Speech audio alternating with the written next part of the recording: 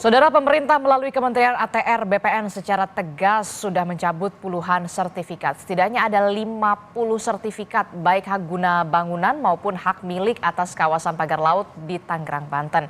6 pejabat di kantor pertanahan Kabupaten Tangerang diantaranya sudah dicopot. Lalu pertanyaan selanjutnya, mampukah pemerintah menuntaskan kisruh pagar laut di Tangerang, Banten? Pagi ini kita akan membahasnya dengan sejumlah narasumber, diantaranya ada Deputi Eksternal Eksekutif Nasional Walhi, sudah ada Pak Mukri Friyatna, kemudian ada melalui sambungan daring nanti akan bergabung, kemudian ada Ahmad Doli Kurnia Tanjung yang merupakan anggota Komisi 2 DPR RI. Saya ke Pak Mukri dulu. Selamat pagi Pak Mukri. Pagi. Pak Mukri, ini kan tadi kita sudah melihat ya kemarin Menteri ATR BPN Pak Nusron Wahid ini sudah menghadiri rapat bekerja sama dengan Komisi 2 DPR yang pada intinya sudah mengungkapkan bahwa ada 50 sertifikat yang sudah dibatalkan, kemudian ada 6 pejabat yang sudah diberikan sanksi di kantor pertanahan Kabupaten Tangerang, Banten ini. Menurut Anda sudah cukupkah ini? Ya, karena kalau buat pandangan kami, karena sifat kejahatannya dia terstruktur masif dan sistematis, maka tidak cukup. Termasuk pengenaan sanksi ya. Karena dia kategorinya kejahatan bisa disebut luar biasa kalau bagi kami. Maka nggak cukup cuman dianggap dikenakan sanksi berat. Kenapa? Karena ada tindakan hukum yang bisa ditempuh. Salah satunya misalnya memastikan mereka dicopot dari jabatannya. Kalaupun memang Kementerian ATR ini melepaskan untuk sementara tanggung jawab terkait dengan tindak pidana, ada bidang lain. Tapi kami berharap begitu, ya dipotret gitu, biar ada efek jerahnya, ditunjukin ini loh penjahat-penjahatnya. Jadi bukan cuma umuman nama, nggak apa-apa kalau misalnya jangan. Bahkan itu hanya inisial loh yang disebutkan. Lah itu dia, kalau sudah dia kejahatan ngapain inisial gitu kan? Sebutin aja, apa masalahnya gitu kan? Dan itu harus dicopot jabatannya, diberhentikan dari status kepegawaian. Tadi juga bukan hanya dicopot dari jabatannya, tapi memang harus diberhentikan, ya. Bahkan tadi saya sudah mendengarkan itu Pak Deddy Sitorus begitu ya, anggota Komisi 2 DPR RI yang mengatakan bahwa tidak ada efek jerah lah kalau cuma hanya sanksinya begitu saja. Ini bukan masalah soal malpraktik, tapi harus dibawa ke ranah hukum. Anda Betul, setuju? sangat setuju sekali, dan itu tindakan yang benar. Karena ini bukan persoalan yang kecil ya, persoalan yang besar. Yang kedua, di depan mata di Banten ini nggak cuma itu doang. Manjang dia bakal ke Serang. Belum lagi reklamasi yang sudah disiapkan di di Merak tuh oleh Lotte. Jadi banyak sekali, termasuk yang namanya 7 pintu angin membuat ngereklamasi pantai Teluk Jakarta juga. Jadi kalau ini nggak dilakukan tindakan yang serius, maka ke depan hal-hal serupa akan bermunculan. Bukan cuma bermunculan, sekarang sudah naik. Tapi kalau tindakan hukumnya tidak ada, tindakan vonisnya terhadap pelaku-pelaku kejahatan itu dianggap biasa saja, saya yakin ini bangsa ini nggak akan pernah maju. Karena ngurusin satu bidang aja nggak jadi terlampau merumit gitu ya. Apalagi terhadap yang besar lingkup wilayah Indonesia.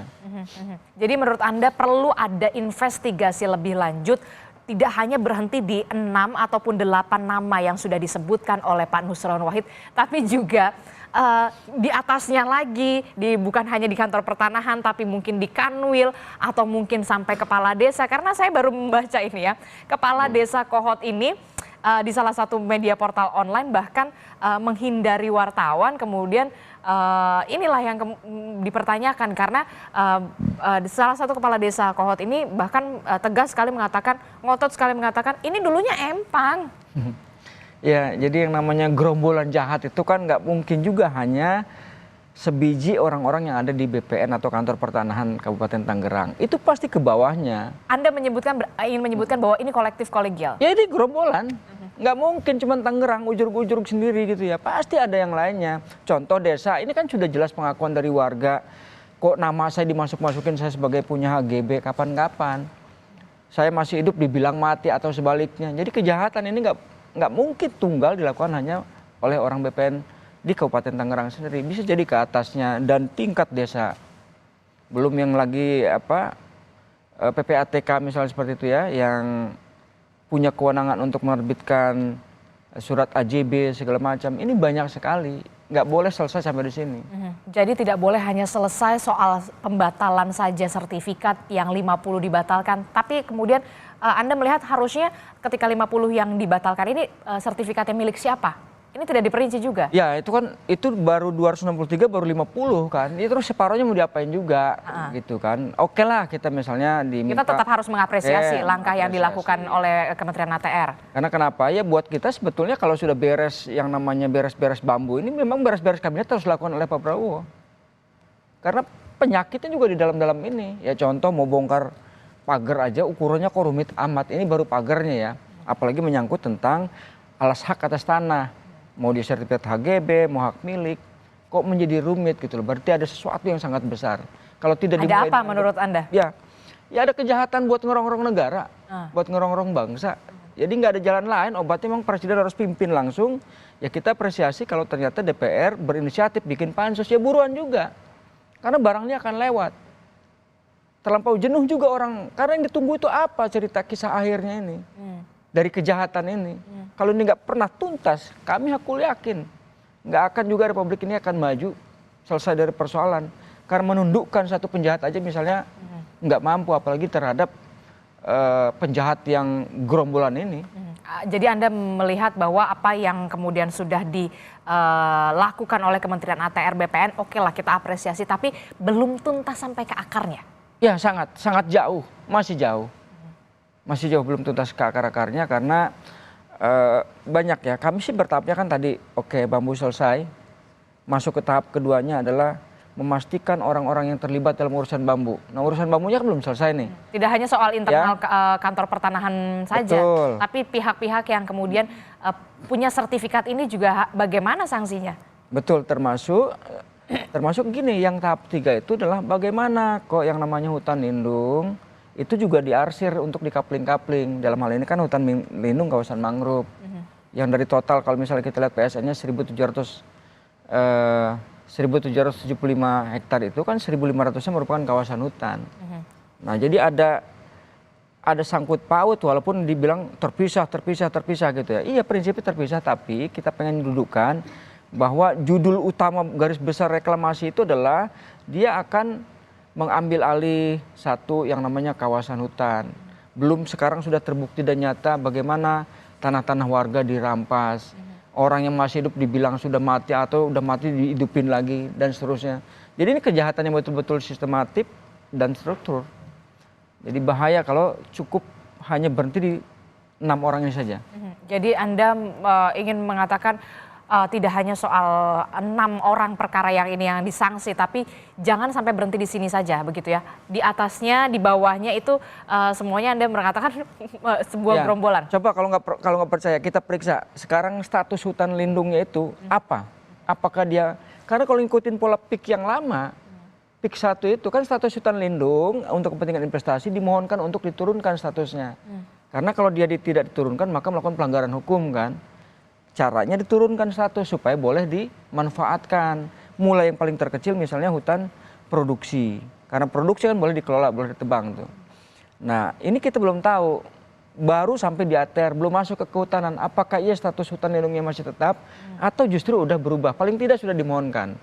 Kami berharap juga ya jangan ketularan lah menteri-menteri baru seperti kehutanan gitu ya. Jangan sampai ini juga men-trigger banyak kesalahan yang lain.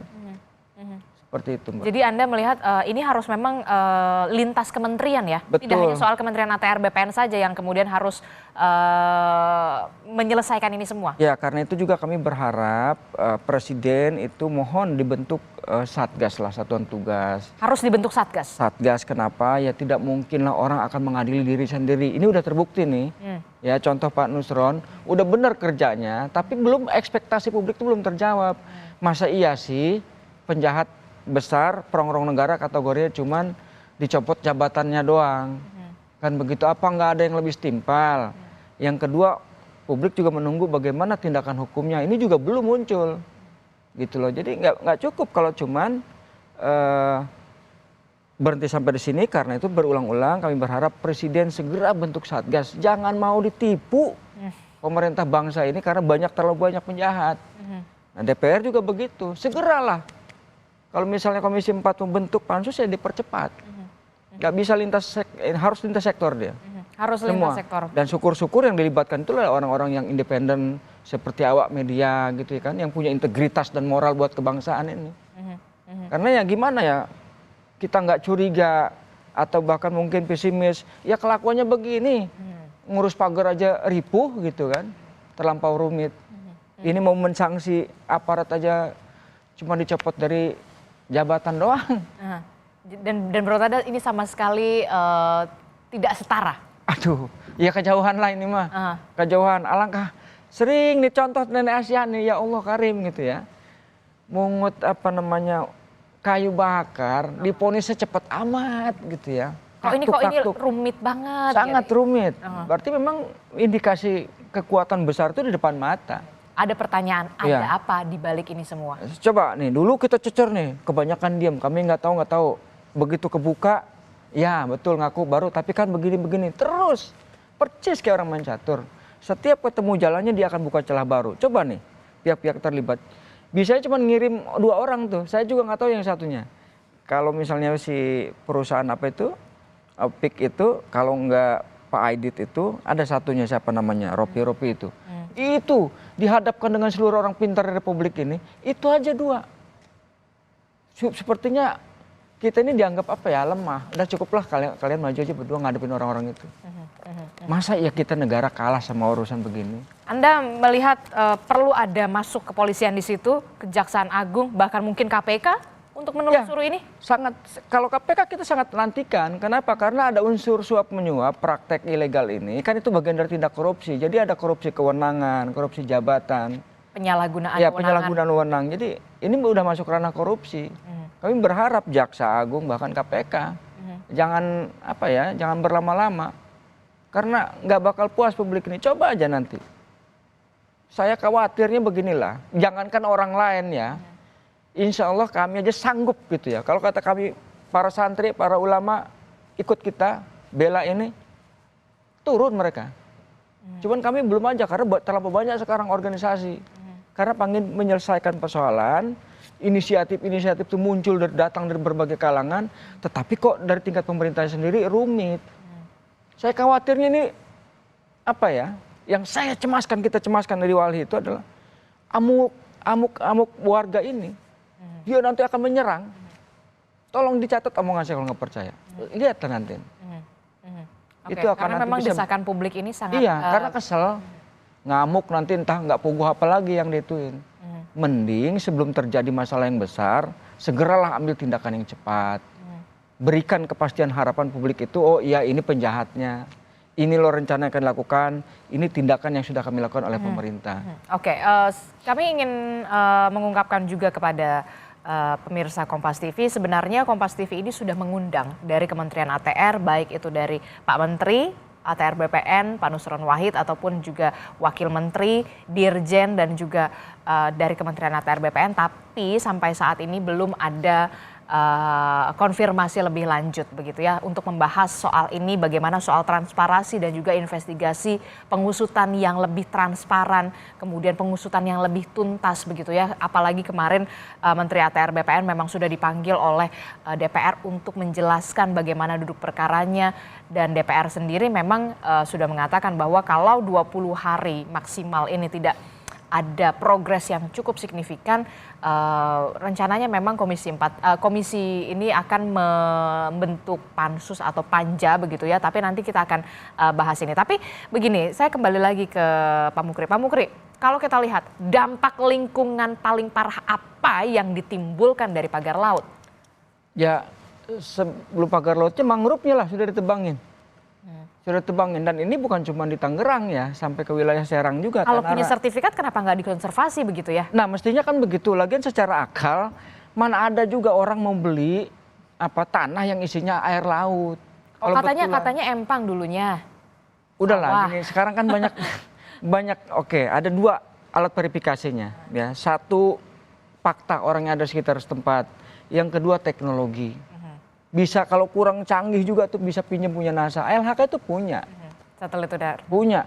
Bahkan kita bisa bantulah kalau itu jadi soalnya gitu ya. Jadi mustahil. Betul ada yang abrasi misalnya. Tapi kan saya juga punya pengalaman lah kami ini bekerja untuk wilayah pesisir pantai. Kalau di Jawa kan disebut Pantura ya.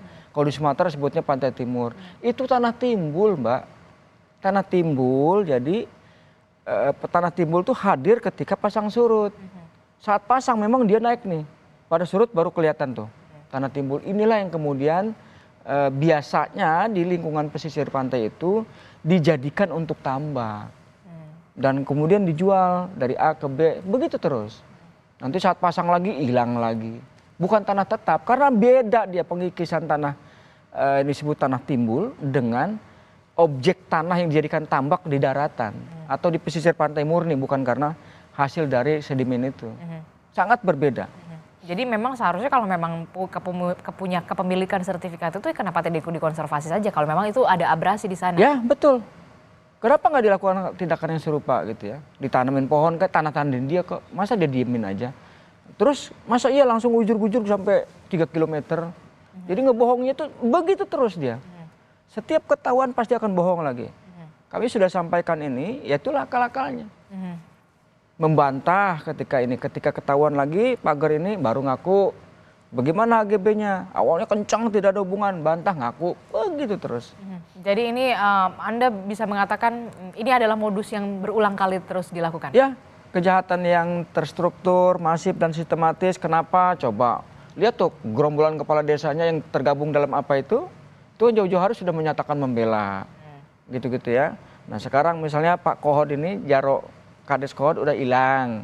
Sebetulnya kalau dia gini ya, secara logika itu kalau orang yang nggak punya salah ya ngapain juga takut, ngomongnya juga lempeng lah, enak-enak aja. Nggak perlu menghindar menurut Anda? Nggak perlu juga ngapain. Terus dari mana dia gaji? Harusnya diklarifikasi biar jelas dan juga transparan. Betul, punya mobil banyak, mewah-mewah gitu. Dari mana penghasilannya?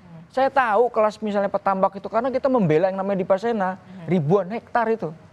Tahu kapan panen, kapan susah, kapan mereka punya uang. Apalagi cuman kelas di sini, nggak ada yang sehebat di Lampung pertambakannya, cara budidayanya, cara mereka cara menjaga pantai dari abrasi.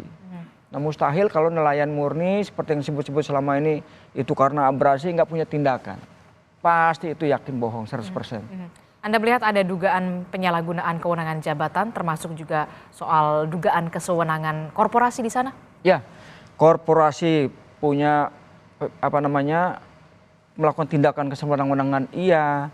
Pemerintah mulai dari Kades melakukan penyalahgunaan wewenang juga ya sampai termasuk korupsi sebetulnya. Makanya harus hadir nih aparat penegak hukum. APH harus hadir di sana? Harus hadir. Dari mana gaji kepala desa itu cuma 4 juta doang? Kok bisa kaya raya? Kalau punya tambak mana? Tunjukin mana tambaknya. Kan saya bilang kita tahu.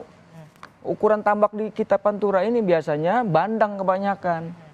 Nah udang itu sewaktu-waktu. Ya udang Paname, apalagi udang Windu. Ngerti lah kita termasuk virusnya segala macam gitu ya.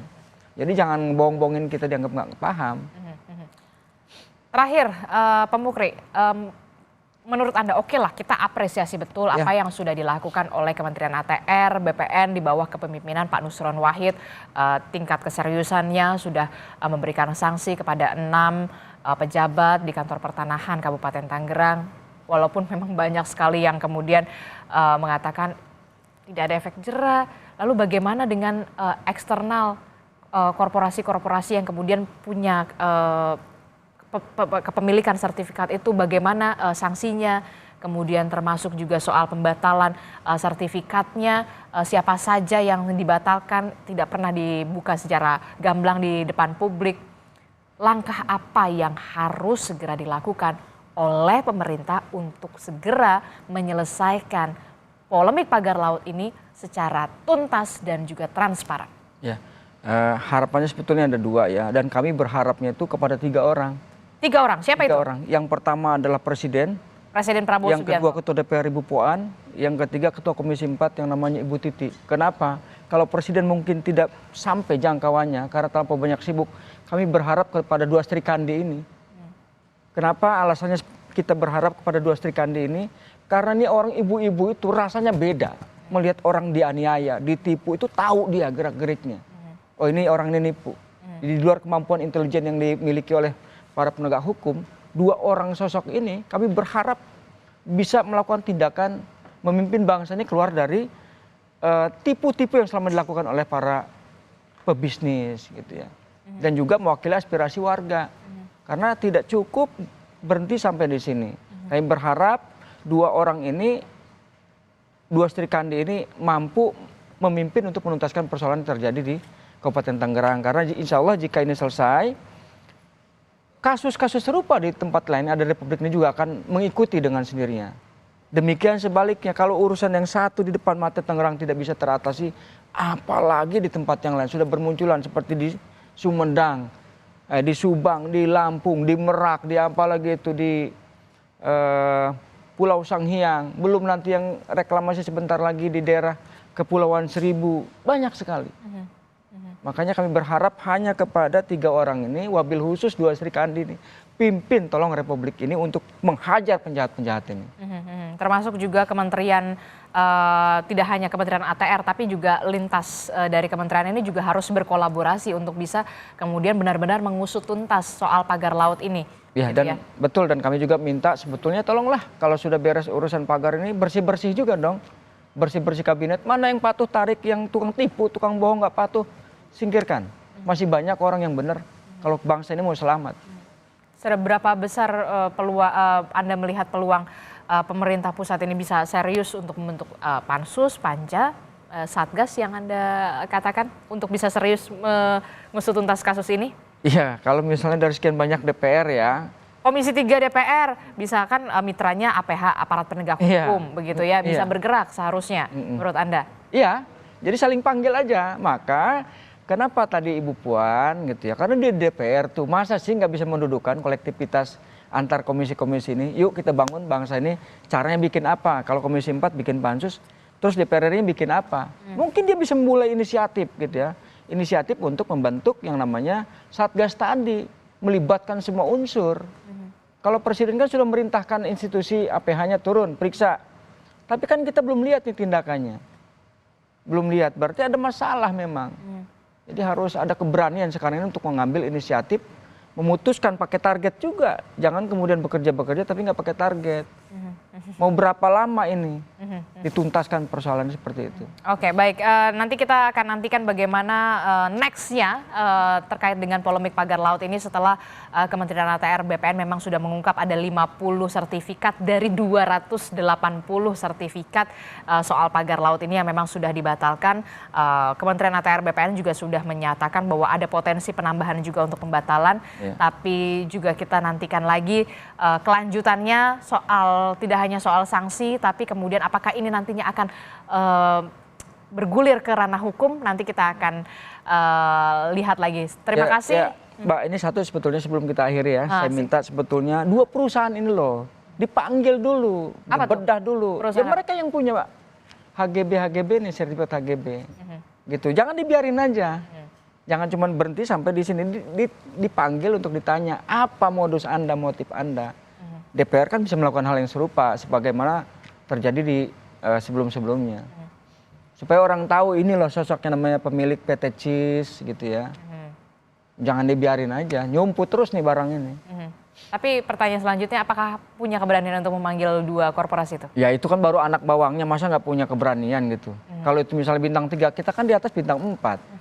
Kalau kurang mampu juga lapor kepada Jenderal Sudirman bintang 5. Oke, baik, nanti kita akan nantikan seperti apa kasus ini bergulir. Terima kasih Deputi Eksternal Eksekutif Nasional Walhi, Pak Mukri Friyatna telah bergabung bersama kami di studio Orange Kompas TV.